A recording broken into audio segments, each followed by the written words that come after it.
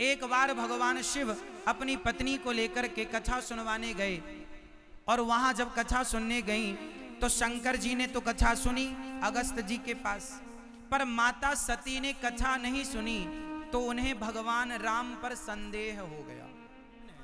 माता सती को डाउट हो गया। शंकर जी ने कहा ये भगवान हैं, सती बोली भगवान होते तो इन्हें अपनी पत्नी का पता होता। सोचिए कि माता सती को संदेह हो गया। अच्छा, संदेह क्यों हुआ?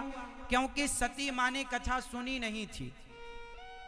वो कथा में गई तो थी पर सुनी नहीं, इसलिए जो सत्संग नहीं करेगा उसे भगवान पर संदेह रहेगा, और जो सत्संग करेगा उसे कोई संदेह नहीं रहेगा।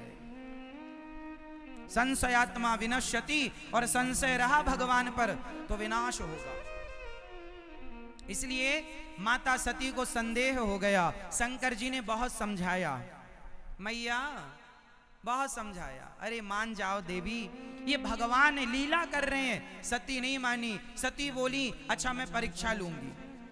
शंकर जी ने बहुत समझाए पर नहीं मानी, तो हुई है सोई जो राम रची राखा। एक बात बताएं मेरी माँ, आप कितनी भी कोशिश कर लो पर जो होना होता है ना, होके रहता है। ये बात सही है। जो होना है विधि का विधान कोई नहीं टाल सकता, इसलिए जो हो रहा है उसे भगवान की इच्छा मानकर खुश रहा करो। आप कुछ नहीं कर सकते। आप जान लो सब कुछ, लेकिन जान कर भी आप विधि के विधान को नहीं मैट सकते। दशरथ जी जानते थे, क्या मैट सके? क्या होनी को बदल सके? इसलिए जो होगा वो होगा। इसलिए जो हो रहा है उसे भगवान की कृपा, उसे भगवान की लीला समझनी चाहिए।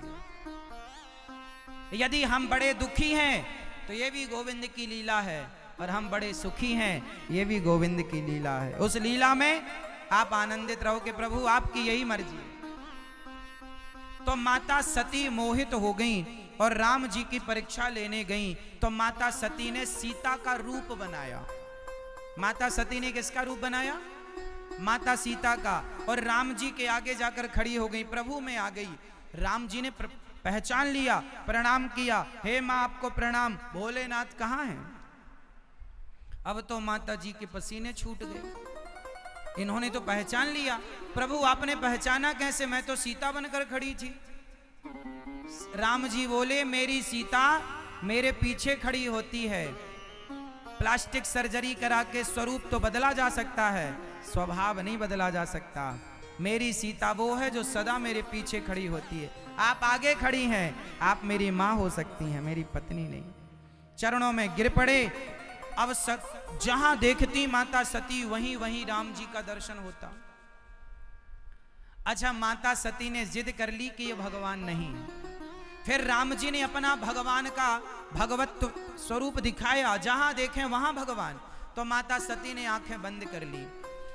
कई बार ना कुछ लोग सच से आंखें फेर लेते हैं, कुछ लोग सच को स्वीकार नहीं करते। माता सती ने सच को स्वीकार नहीं किया, और माता सती से शंकर जी ने पूछा हो गई परीक्षा? तो मना कर दिया, कछु ना परीक्षा लीन गोसाई, आपकी तरफ प्रणाम करके आ गई। शंकर जी ने ध्यान लगाकर देखा और माता सती का परित्याग कर दिया। अब इस शरीर से कभी भेंट नहीं हो सकती, क्योंकि आपने मेरी आराध्या माँ का स्वरूप बनाया। भगवान शिव सती को त्याग दिए, और संयोगवश उसी समय कुछ दिनों के बाद दक्ष प्रजापति का स्वागत सम्मान समारोह था। उस स्वागत समारोह में दक्ष ने सबको बुलाया, भगवान शंकर भी गए। जब दक्ष जी सभा में आए तो सबने खड़े होकर दक्ष का स्वागत किया, पर 3 लोग खड़े नहीं भये। ब्रह्मा जी इसलिए खड़े नहीं भये कि दक्ष मेरा बेटा है, विष्णु जी इसलिए खड़े नहीं भये कि मेरा पोता है, और भगवान शिव इसलिए खड़ी नहीं भये कि दक्ष जी ससुर हैं। प्रणाम कर लिया दूर से, जय हो ससुर बाबा की। पर दक्ष को बड़ा बुरा लगा कि मेरे सम्मान में यह शिव खड़ा नहीं हुआ। भरी सभा में दक्ष प्रजापति ने भगवान शंकर को गालियों पर गाली बरसाई। अरे इसे क्यों बुलाया यहाँ? इसे उठने का बैठने का कोई ज्ञान नहीं है, भस्मी भभूति रमाए घूमता रहता है। मैंने अपनी बेटी का ब्रह्मा जी के कहने से विवाह कर दिया, वरना मेरी बेटी के योग ये शिव नहीं था। अब बताओ, भरी सभा में लाखों लोग बैठे हैं और शिव जी का अपमान हो रहा है और शंकर जी कोई उत्तर नहीं। अच्छा ये बताओ, जब कभी आपका अपमान हो, कोई अपना ही आपका अपमान करे, कोई आपको गाली दे, तो आपको क्या करना चाहिए उस स्थिति पर? मैया, आपको कोई गाली दे, आपको कोई अपमानित करे, तो आपको क्या करना चाहिए? उत्तर दो मेरी मां, आपको क्या करना चाहिए? क्या रहना चाहिए? पीछे वाले भैया बताएंगे, आप लोग बताइए, जब कोई आपका अपमान करे, गाली दे, तो आपको क्या करना चाहिए? उसे भी अपमानित कर देना चाहिए? फिर क्या करना चाहिए?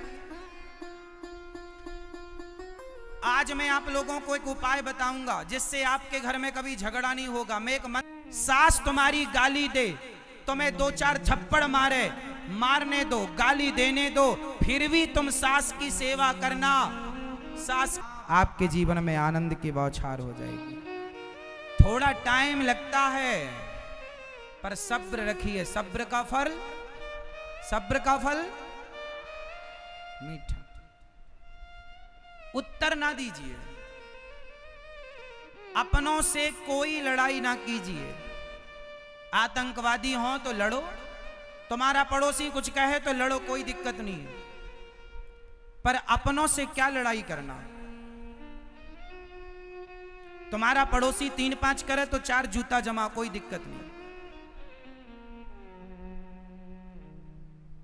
पर अपने भाई से झगड़ा नहीं, अपनों से झगड़ा नहीं।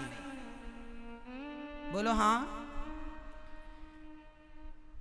अच्छा ये बताओ, कोई आपको गाली दे तो आप भी उसको गाली देंगे क्या? यदि देंगे तो उसमें और आप में अंतर क्या रहा? इसलिए ये जो मैं बातें कर रहा हूं, सिर्फ रिश्तों की कर रहा हूं। अपनों के बीच में कोई अपमान कर दे तुम्हारा, तो उत्तर ना दो।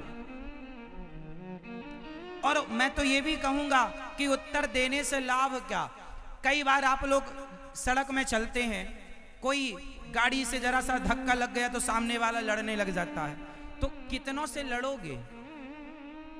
कितनों से मुंह जबान लड़ाओगे? फायदा क्या? इसलिए भैया ठीक है, चलो कोई उत्तर नहीं। क्या करें? जहां लड़ने का हो ना, तो फिर तो महाराणा प्रताप पृथ्वीराज बन के लड़ना, जहां जरूरत पड़े, शिवाजी बन के लड़ना जहां जरूरत पड़े। और जहां जरूरत ही नहीं है तो वहां लड़े जा रहे हो, सास से लड़े जा रहे हो, मां से लड़े जा रहे हो, यहां का जरूरत है। एक बार क्या हुआ, एक हैदराबाद में एक सोसाइटी में कोई आदमी गांव का आया और एक बढ़िया सोसाइटी में रहने लग गया। बगल में बड़े अच्छे लोग रहते थे, वो था गांव का।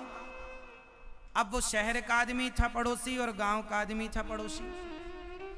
तो शहर का जो आदमी था उसको लगा कि ये आया है नया नया, कुछ लोगों का स्वभाव होता है ना अपने पड़ोसियों को परेशान करना, तो वो ना परेशान करने लगा अपने पड़ोसी को।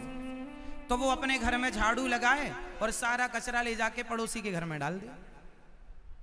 अब वो गांव से आया बेचारा, भोला भाला, सबको ज्यादा जानता नहीं। उसने झाड़ू लगाई, कचरे को डस्टबिन में डाला और अपने घर से अनार, केला, सेब, आम, फल की टोकनी तैयार की और बगल वाले के घर में जाके बैल बजाई। उसने दरवाजा खोला, उसको लगा लड़ने आया क्योंकि मैंने कचरा डाला। इसने कहा भाई साहब ये फल आए हैं हमारे गांव से, ताजे हैं, खाओ, बच्चों को खिलाना, बड़े अच्छे आम हैं, गांव के हमारे बगीचे के आम हैं। वो आदमी पानी पानी हो गया। उसने कहा भाई एक बात बताओ, मैंने तेरे घर में कचरा फेंका और तू मुझे फल दे रहा है। तो उस गांव के भोले आदमी ने कहा भैया आपके पास कचरा था तो आपने हमें कचरा दिया, हमारे पास फल थे हमने आपको फल दिया। जिसके पास जो होता है, जिसके पास जो होता है वो वही देता। यदि आप मेरे पास कथा है, जो ज्ञान है मैं आपको दे रहा हूं। अब आप किसी शराबी के पास जाओ तो वो आपको गाली देगा, क्योंकि बेचारे के पास गालियां ही हैं। सारी जिंदगी उसने गालियां इकट्ठी की, तो वो आपको ठीक गाली दे रहा है। मैया आपको कोई गाली दे तो बुरा ना मानना, बेचारा कम से कम कुछ ले नहीं रहा है, तुम्हें दे ही रहा है। उसके पास जो है बेचारा वो दे रहा है। आप देखो ना, आप आलू वाले की दुकान में जाएंगे तो आलू वाला आपको आलू देगा, टमाटर वाला टमाटर देगा, सोनार की दुकान में जाएंगे तो सोना देगा। जिसके पास जो है वो आपको देगा। जौहरी के पास जाओगे हीरा दिखाएगा। बस यही है। बस आपके पास क्या है ये बताओ? क्या आपके पास गालियां हैं? इसलिए कोई आपको गाली दे तो बदले में गाली नहीं, जो तुमको कांटा बुवे ताही बोए तू फूल, तो को फूल को फूल है, वाक को है त्रिशूल। इसलिए जो आपके लिए बुरा सोचे उसके लिए आप बुरा ना सोचें, क्योंकि हिसाब करने वाले भगवान हैं। अंत में होगा, बचेगा कोई नहीं। शंकर जी ने अपमान सहा और चले गए। श्राप दिया दक्ष ने, तुम्हें यज्ञ में भाग नहीं मिलेगा। नंदी ने दक्ष को श्राप दिया, भृगु जी ने नंदी को श्राप दिया। शंकर जी चले गए। कुछ दिनों के बाद दक्ष ने यज्ञ किया। उस यज्ञ में सबको बुलाया, शिव जी को नहीं बुलाया। शिव का अपमान करना चाहा। उस यज्ञ में माता सती बिना बुलाए गईं और अपने पति का जब अपमान देखा कि मेरे भोलेनाथ का कहीं स्थान नहीं इस यज्ञ में, तो अपने पति का अपमान देखकर माता सती योग अग्नि में जलकर भस्म हो गईं। और माता सती के जाते ही वीरभद्र को भगवान ने भेजा और उन्होंने दक्ष के यज्ञ को विध्वंस किया। वही सती पार्वती बनकर प्रकट हुई। दक्ष ने बकरे का सिर शिव जी ने लगाया। इस धरती के सबसे पहले सर्जन हैं भगवान शंकर, जिन्होंने पहला ऑपरेशन अपने ससुर जी का किया। सिर काट दिया तो बकरे का सिर जोड़ दिया, और देखो बकरे के सिर से आदमी जिंदा है, धड़ इंसान का, सिर बकरे का। आज तक किसी डॉक्टर ने किया यह चमत्कार, इसलिए सबसे बड़े सर्जन। और अपने बेटे का भी ऑपरेशन किया, आदमी के धड़ में हाथी का सिर जोड़ा। अब कुछ लोग कहते हैं कि शंकर जी ने हाथी का, अरे भैया बताना था दुनिया को कि देखो डॉक्टरी ये होती है। इसलिए भगवान ने ये लीला रची। बाद में पार्वती के रूप में जन्म हुआ माता सती का।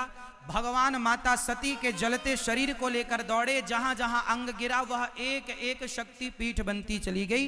और टोटल 52 शक्तिपीठ भारत में हुई, जो पाकिस्तान में बंटवारे के समय एक हिंगला शक्तिपीठ पाकिस्तान में वर्तमान में है, क्योंकि बंटवारे में वो वहां चली गई।